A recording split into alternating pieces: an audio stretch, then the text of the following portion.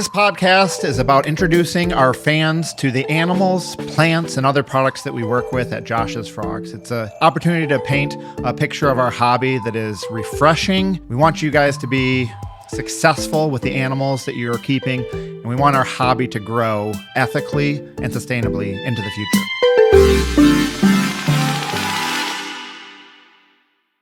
Welcome to the Josh's Frogs podcast. Today I have as my guests Austin and Rick from the Tree Frog Department at Josh's Frogs. But before we get to the interview, I just want to shout out a commercial for Josh's Frogs. We're the sponsor of this podcast.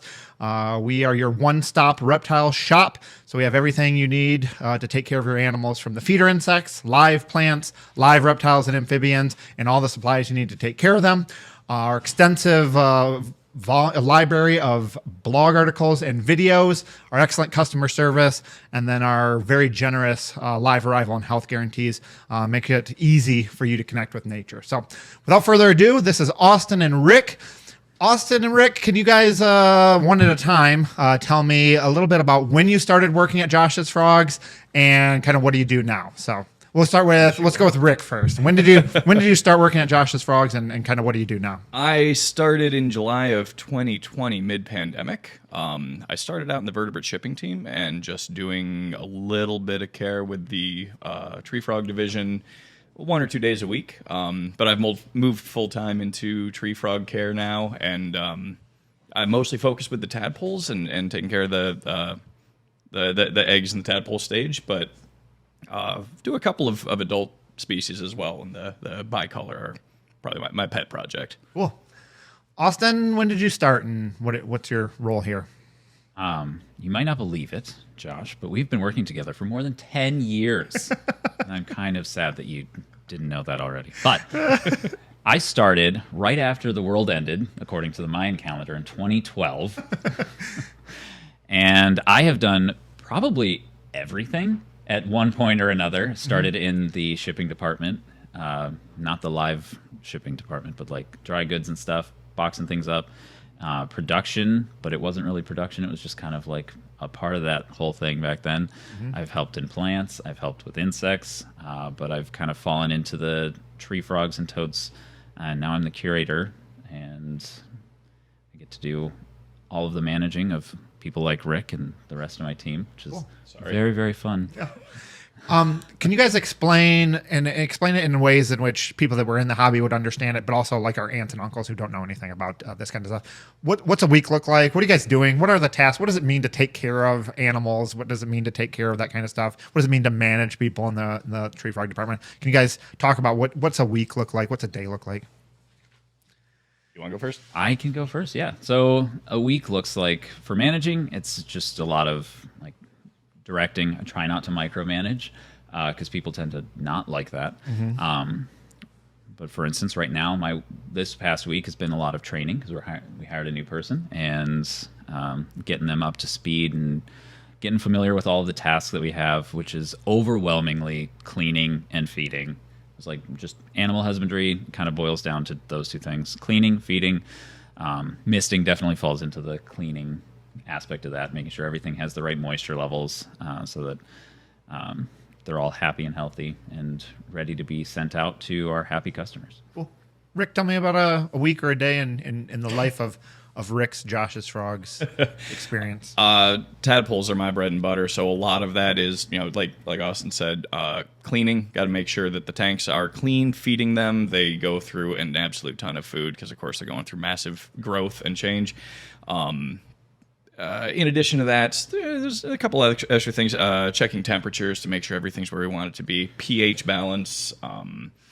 And as far as the frog care, like Austin said, cleaning and feeding is 90% of the job, with, troubleshooting probably being the other 10. Just if there's ever any health issues or we just don't feel like something is as good as we'd like it to be, just trying to innovate and figure out how to improve. Cool. And I do have to hammer home one of our core values is, or a part of the core value, is to captively breed all of these things that we're sending out to people. So that's also a part of it. A lot of times we'll try to gauge weather patterns and things. So I have the weather underground on my computer on the second screen kind of all the time. It's like, oh, there's a barometric pressure shift. who has stuff that they want to throw in a rain chamber to try to get those to breed. And if there's something that we specifically want, then I'll do a little bit more of a direction. But sometimes it's just like, what do you think is going to be fun to work with that we have currently? And yeah, some of the newer stuff is more so like, yeah, let's give that a try.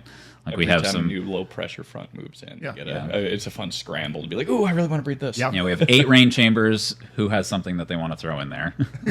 Now, skipping the bicolor, because we're going to talk about those later, and we're going to talk about breeding those. Talk about breeding things, and how you decide to breed things, and how you decide how you're going to breed stuff, and talk about that in terms of like some of the common stuff, like whites and red eyes, and then some of the other non-common stuff. Like how are you guys figuring out how to breed them, and how are you guys going about doing that? Go ahead, Rick. All right.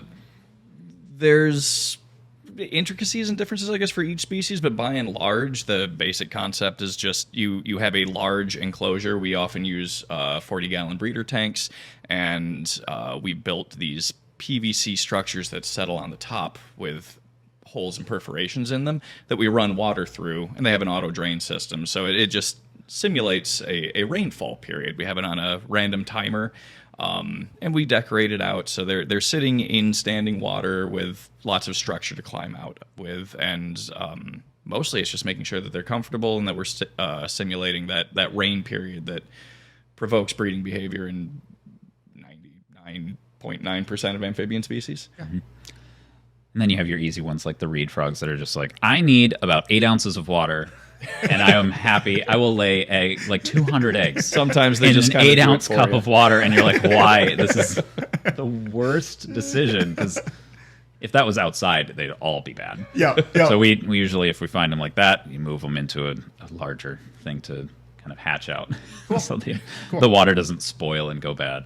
All right, let's move on to the topic of this podcast, bicolor. Can you guys, top level, what is a bicolor, and like maybe even using whites tree frogs or red-eyed tree frogs to kind of compare and contrast? Like what's a bicolor, and how are they different than some of the other frogs that are in the hobby? All right, let's jump into some taxonomy. So you mentioned the red eyes. They're actually very closely related to the red-eyed tree frog. They're in the same family, Hylidae, and they're in the same subfamily, which is Phyllomedusa Bicolor. And then it breaks off into other things like you have agalicnus, and then for the red-eyed tree frogs, and then you have the Phyllomedusa, which has all of the monkey frogs, which include things like Sauvage, Hypochondrialis, and bicolor, the ones that we're talking about today.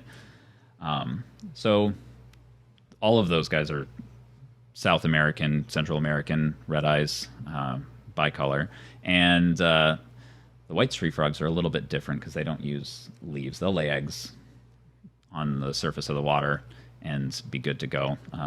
The Phyllomedusa specifically will do leaf folding, which is very cool.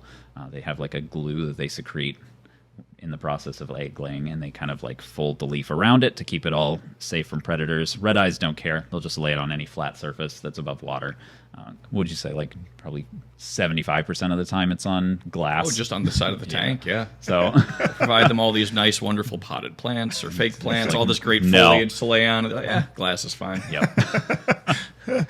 Rick, talk a little bit about breeding setup for the bicolor. Like, how did you guys set those up, and how is that different than how you guys set up red eyes and whites to breed? My pet project. All right.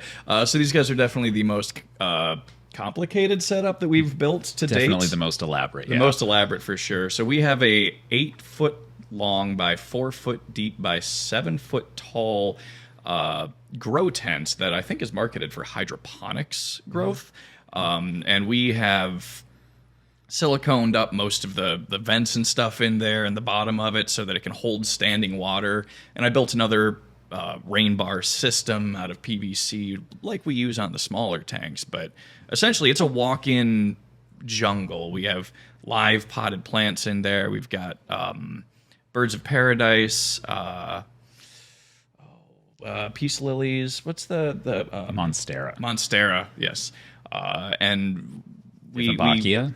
That's another one. Yeah. Throw them in there. There's automatic misting system, and the whole thing is just to replicate that rainy season from the Amazon, which is their native range. And we'll put 20 of them in there at a time and just let them go. It's Yeah, we have cameras that are waterproof that we set up in those tanks as well to kind of just like peek in at them in the middle of the night, because most of the time they're just sitting. I know this is a podcast, and we have to mention that it's a podcast when talking about visual aids. Don't break the fourth wall. We're told. I'm sorry, but anyway, there's some behind us. They've been sitting here the entire time, kind of just sleeping. Like the female finally closed her eyes, but during the day, that's what they look like. If you poke them in the face with a roach or a cricket, they'll eat it, but most of the time during the day, they're just out, dead to the world. Yeah, but as soon as it's nighttime, they do get fairly active. They'll be climbing all over the place. They really move once they're actually awake and ready to go. Will beat each other up. They will, like on the PVC, they'll come at each other, just walk towards each other very slowly and deliberately, but then they'll wrestle until one of them falls all the way to the bottom of the tank. You can kind of see them eyeball each other and the frame comes in. Now, you guys talked a little bit about how breeding is different between them and the red eyes and the whites as well. Like, how does care differ? Like, are these, should you be keeping them the same as red eyes and whites? How are they different or the same as keeping other frogs? Go ahead, Rick. Similar to red eyes, I would say, but they definitely need more space. You know, the red eyes a smaller frog, and this is clear. You know, this is pretty big for a tree frog. But they like that thick jungle environment, so if you can replicate that, that's good. They probably do best, I'd say, in a 18 by 24 or larger size enclosure.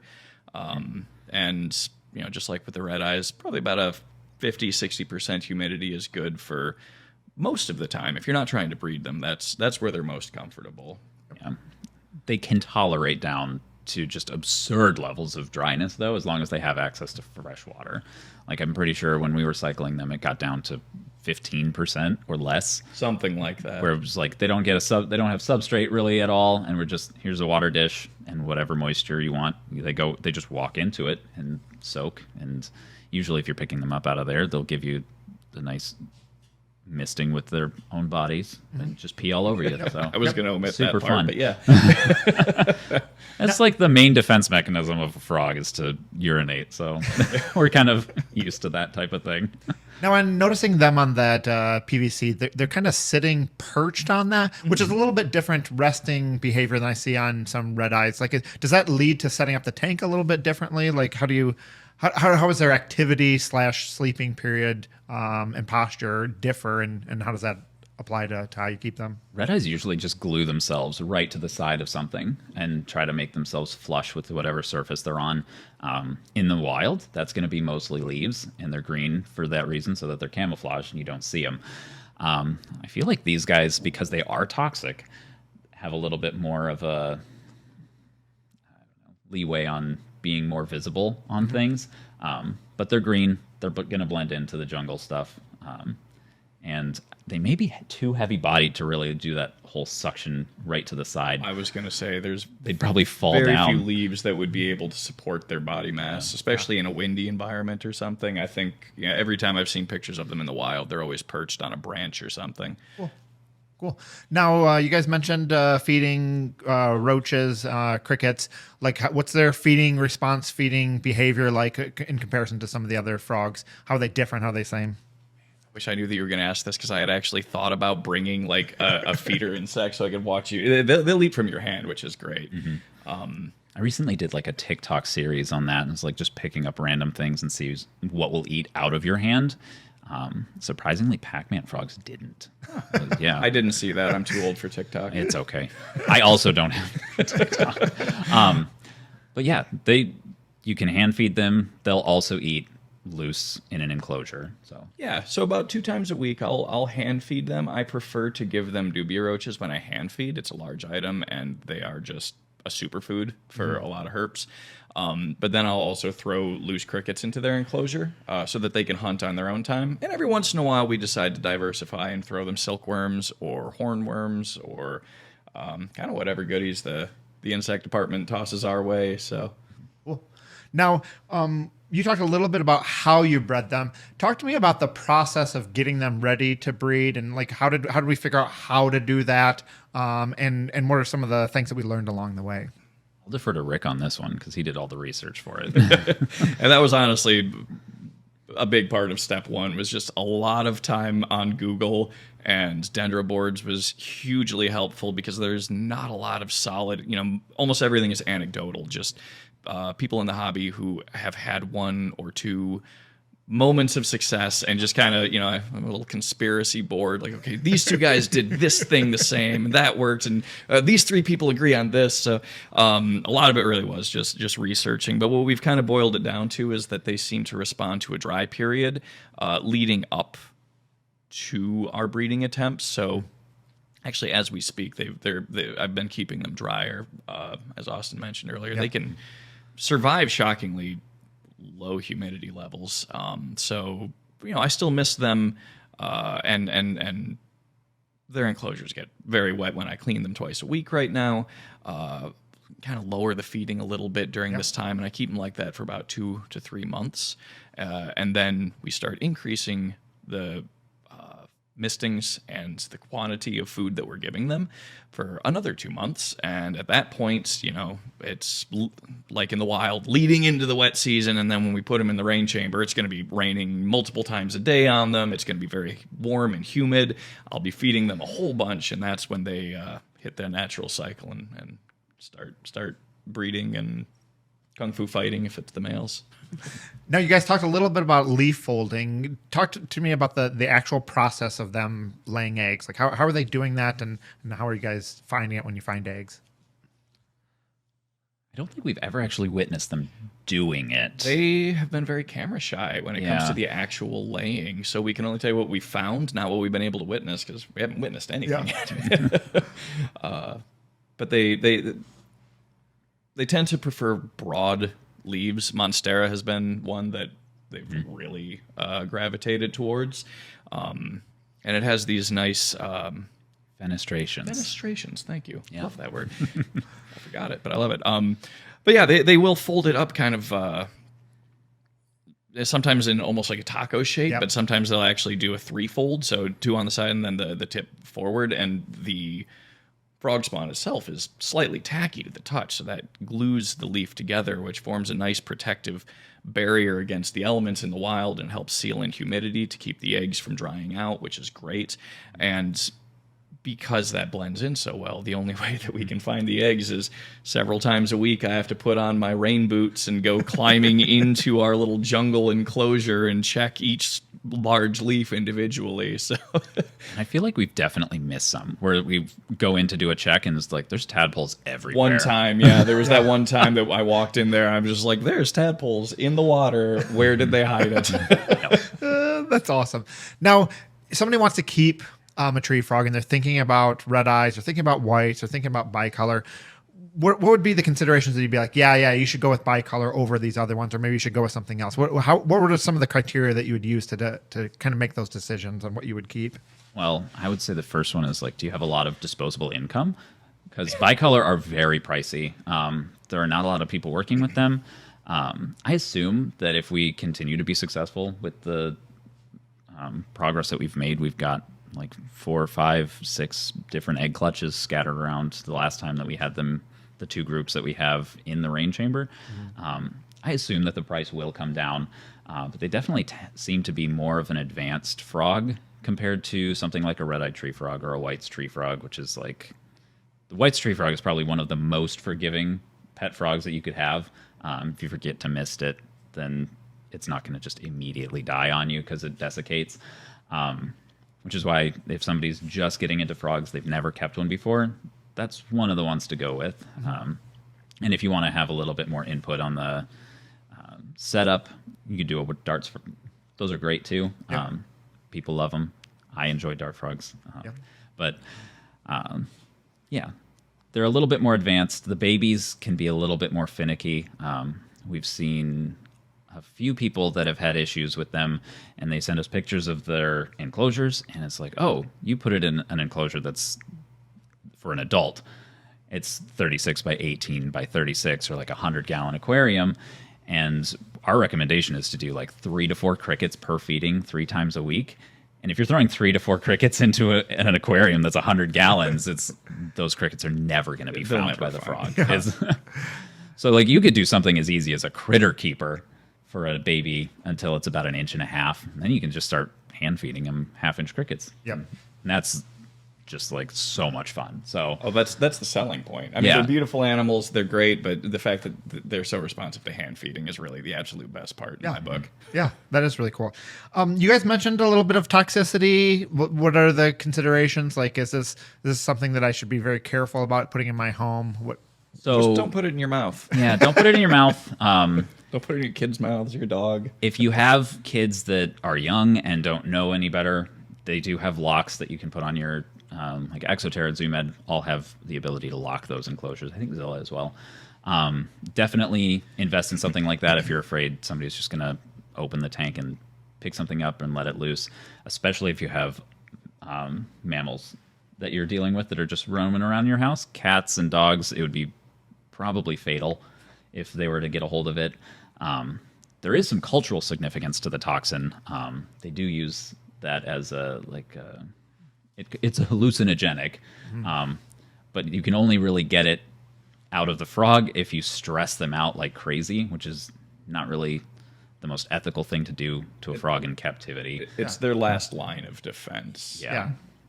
Because it's really hard to catch a thing if you're just like you don't know up from down and you're just kind of spinning in circles. Yep. Yeah. But unless you're doing something very outside of standard practice, the animal's never going to be so stressed that it would be secreting that toxin. So again, unless very small children or, again, a dog or a cat got a hold of it, for regular day-to-day use, there's nothing that is, concerning. Cool.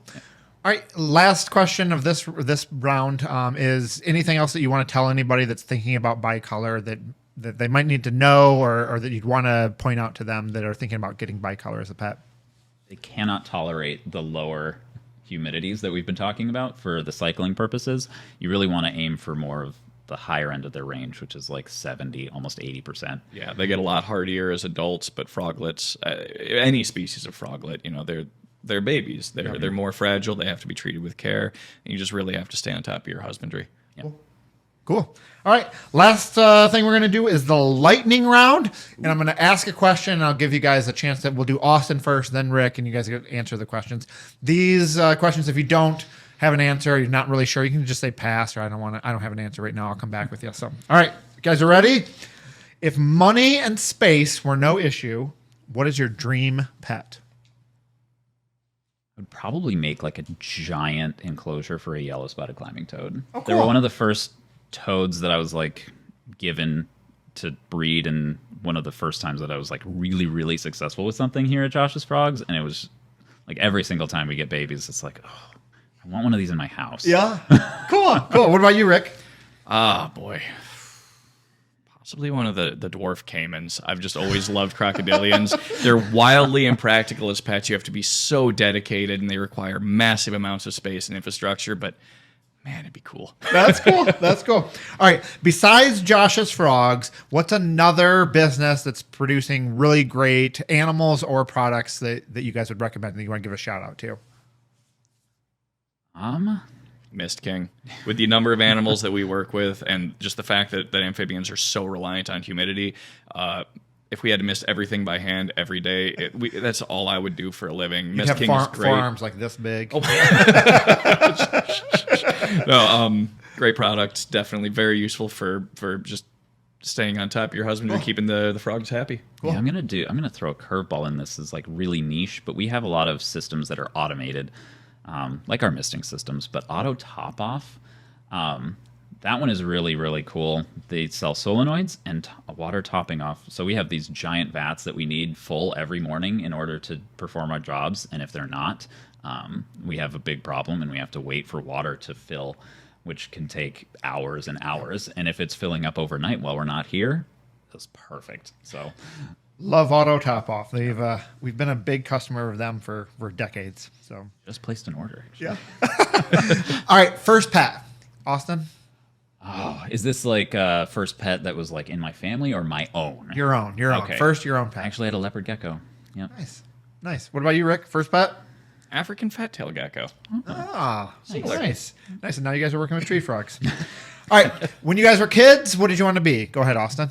I actually have like physical evidence of this, but in my 5th grade like graduation packet, they asked this question. And it's like, I wanted to be a biologist, which is, I feel like I got pretty close. Yeah, I'd say. What about you, Rick? What do you want to be? Paleontologist. I blame Jurassic Park, but when I was a kid, I would like collect fossils of coral and all that stuff, and I still have boxes of it in my attic. I should probably do something. That's cool.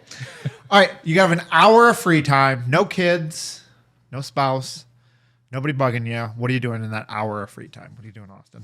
Probably playing video games. What video game in particular? I have such a backlog. It's probably just something that I got for a birthday or Christmas that I haven't even been able to start playing. Because as a lot of people know that work with us, I have 25 children. At least that's what people say. I think that was the one that was said earlier in a chat message to people. I only have 4, which is significantly less than 25, but they take a lot of time. Yeah. Yep. Cool. Rick, what are you doing with an hour of free time? God, honestly, these days probably the same, gaming. I've got 2 kids, so I'm only halfway to where he is, but not a whole lot of time to do much that's just relaxing. I'd probably just veg out on the couch. Cool. All right. A little deeper question. If you had the ear of a bunch of people, if everybody was listening to you, what's one thing that you would tell them? What are you going to communicate? What are you going to use your time to communicate? Okay, so pause. We can pause, right? And give us 15 minutes you can't to think about this. You All can't right. edit audio. We have to do this now. Everyone's listening, Austin. Everyone in the entire world, like, Yes. it's just getting... Yes, they're like, hey, Austin, man. what do you have to tell us? Maybe just be more nice to people. Cool. What about you, Rick? Altruistic.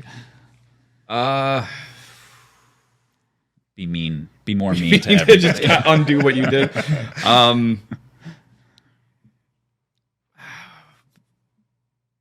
Boy, I have something deep and philosophical that I prepared for, hopefully better than today. Very good. I'm sorry, I'm going to pass on this one.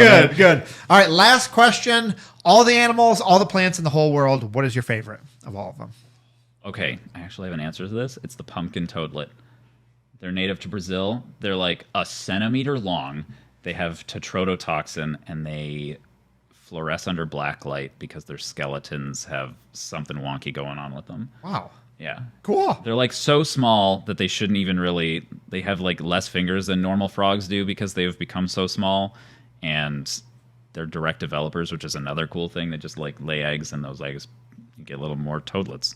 That's cool. What about you, Rick? Favorite plant or animal? Boy, that was way more in depth. Parasaurolophus. There's, I know they're extinct. It's a dinosaur. It's the one with the long head crest. Oh, cool. Just been my favorite since I was old enough to say the words. That's cool. Well, thank you guys for answering those questions and telling us a little bit more about Bicolor. I know both of you, Austin and Rick, you guys do a bunch of our videos and write some articles and stuff like that for us. So please check them out on joshsfrogs.com to learn more about the Bicolors and some of the other frogs they work with. But thanks a lot, guys. I appreciate you guys sharing with us. Thank you. Thanks for having us. Thanks. Thank you for tuning in to today's episode. If you enjoy this content and want to stay up to date, make sure to like, subscribe, and follow us across social media.